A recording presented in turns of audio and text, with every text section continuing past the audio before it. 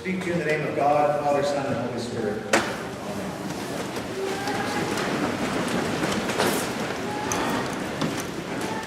I'm going to talk this morning about the golden calf. Hopefully this should be a familiar story to you. It's one of the major stories of the Old Testament. There are just a few nuances that I want to draw out before getting into my reflections. Obviously, this is a reflection on idolatry, the great sin of idolatry, the first and most deadly of all sins. As the story of the golden calf goes, there are just a few points that I want to draw to your attention. The first one is the whole thing started when Moses was slowly coming down the mountain.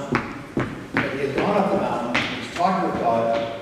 They couldn't see anything. Who knows if he's even coming back? So the whole thing starts with Moses being on the mountain too long, and the people were just not patient enough to wait for Moses to come back down. So they turned to Aaron. And when they turned to Aaron, there's this little dialogue. And the dialogue, as you follow this story through, there's a phrase that happens over and over again through the story, which is, who brought us up out of Egypt. And so, Moses, who brought us up out of Egypt, is not, we don't even know if he's going to come back down. So you need to make us gods. And Aaron goes, okay. And so gets all the earrings and melts them down and makes a little golden calf. And then Aaron says, this is your God who has brought you up out of Egypt. And then as the story goes on, the real God, who's talking to Moses, says, get down there right away, because the people who you brought up out of Egypt are behaving perversely, and so on it goes. And that business about who brought you up out of Egypt being repeated is intended to make us really struck by the perversity of the Israelites and their stupidity. In the very last breath, they said, Moses, who brought us up out of Egypt, is not coming back down. And then you've got a calf who brought us up out of Egypt. Well, didn't you just say that you knew that Moses had done that? So the story is intended to make you feel somewhat incredulous. How can the Jews forget so quickly their whole story and how they got to be here instead of in Egypt? And yet that's part of the narrative. And so they make this thing out of their own hands and out of their own materials, and they bow down and they worship it. And they attribute to this thing the mighty works of God. And so it becomes a story, a cautionary story against idolatry. And of course, as the story goes, Moses comes down from the mountain, and he's going to have commandments from this talking with God. And the first commandment is, serve the Lord your God, only him. You shall have no other gods before me. So the first commandment is, worship the Lord your God and serve only him. And so it's the very first thing they break, is the first commandment. And as you go through the story of the Old Testament, that first commandment is the main subject of the story of Israel.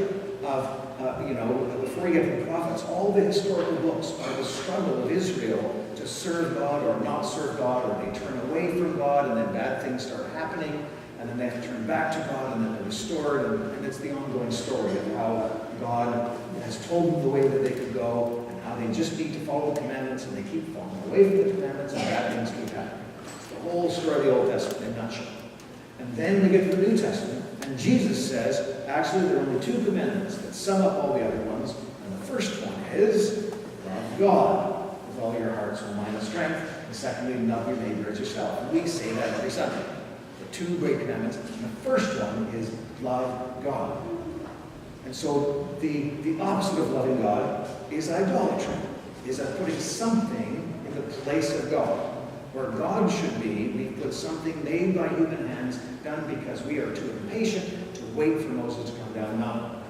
We're impatient for God. So we take something that is created and we put it in God's place, and it is foolish. So that's the story of the golden calf. So we don't make golden calves anymore, but idolatry is alive and well. When we talk about the word worship, it's about worthship. That's where the word comes from. And some of you may remember the old Book of Common Prayer wedding service, where the vows include, with my body I thee worship. That I value you, I honor your worth with my body as part of our marriage commitment. So it's not that you're committing idolatry to your spouse, but that notion of worship in the God sense is whatever you give ultimate worth to in your life.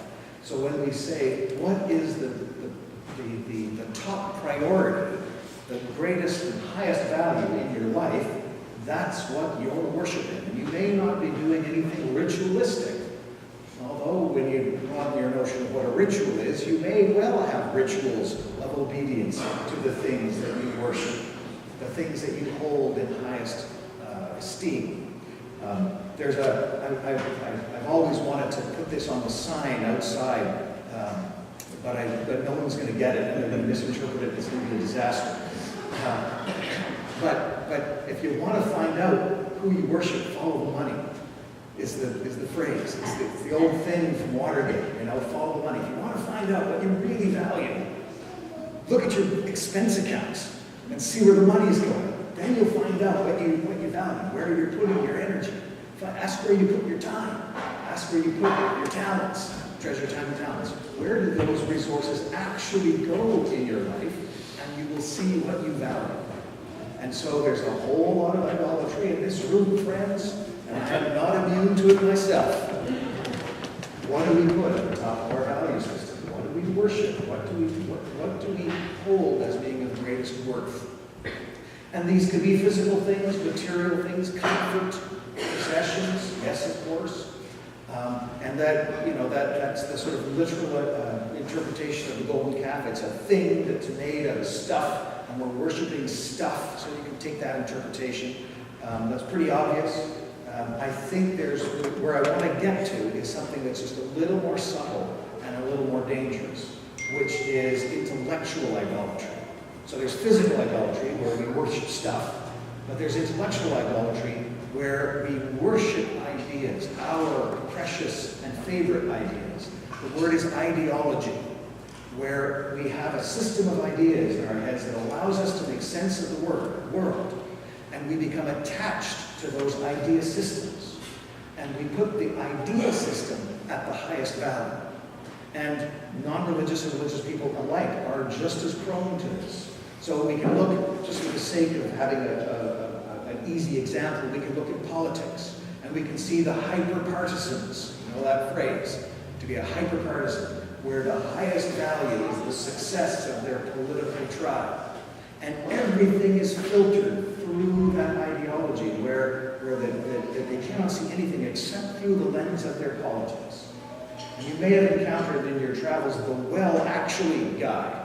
The guy that comes into your conversation and says, "well, actually," and gives you all the reasons and answers that he's or she is very convinced, explains everything, which is not the beginning of a conversation, but the end of it.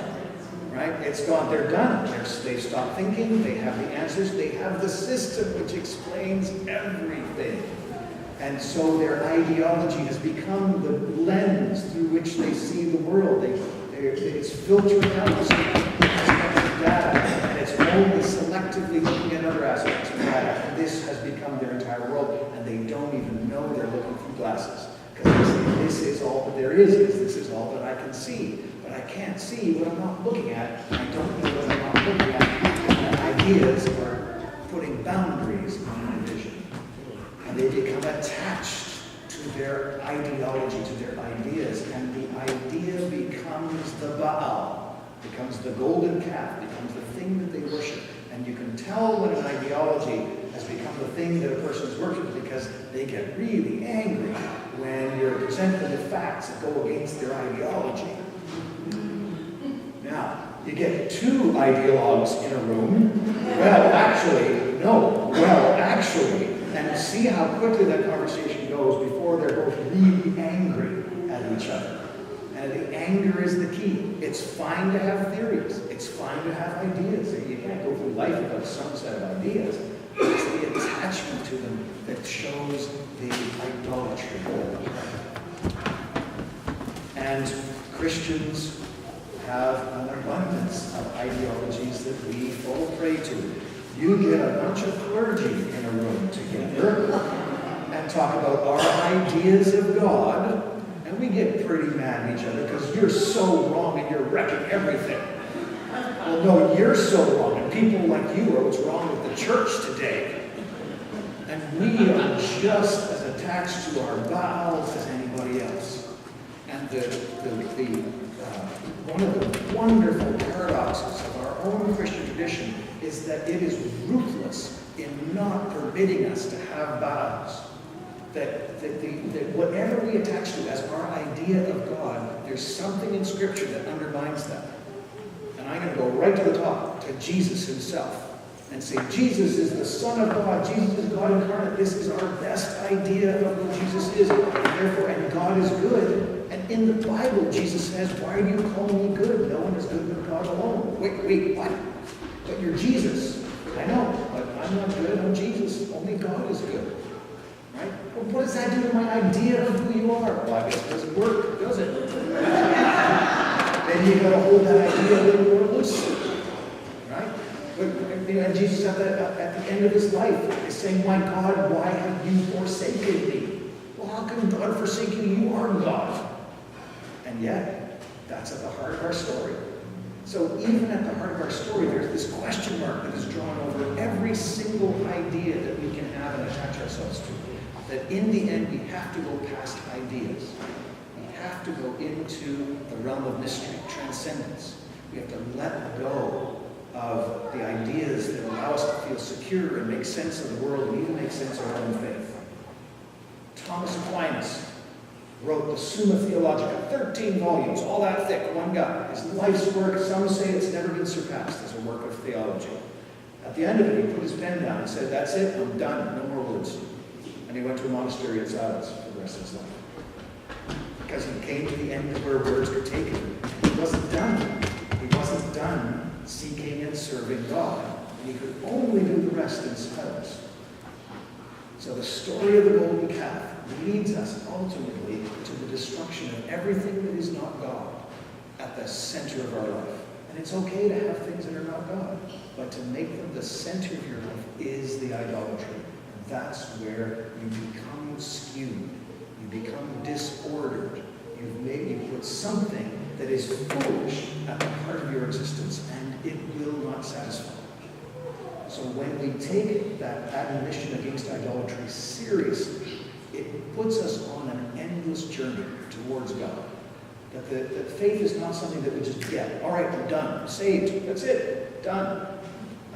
It's that God is always ahead of us. Yes, we can meet God. Yes, we can know God. But God is always that step ahead of us into further and further mystery. God is ineffable. God is unknowable at some level. Which means that the faithful life is always a life of searching. We're never done. That no matter what I can say I know about theology and about God, and even about mysticism and about prayer, there's always some new level for me to push into a new mystery, which is the only and closest way I can get to God, God's self. And in doing that, I am protected against all the idols that are clamoring for my attention. And I am the ultimate beneficiary of this. Ultimately, I am better off forsaking all the idols in pursuit of God who is always in front of me than I would be if I settled. I said, that's it, I know, I've got my theology, I know this kind of Anglican, that's it, I'm done. And I'm better off not doing that, saying, well, I think I'm kind of like this right now. And that's the best I can do theologically. It's why you won't get me thundering about what's exactly right from the pulpit. Because I'm opinionated, I've got ideas, but I try not to attach myself to them because there's always a better idea. And in the end, God is beyond ideas.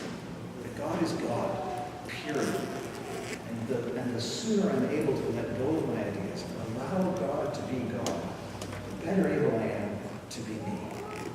In the name of the Father, the Son, and the Holy Spirit. Amen.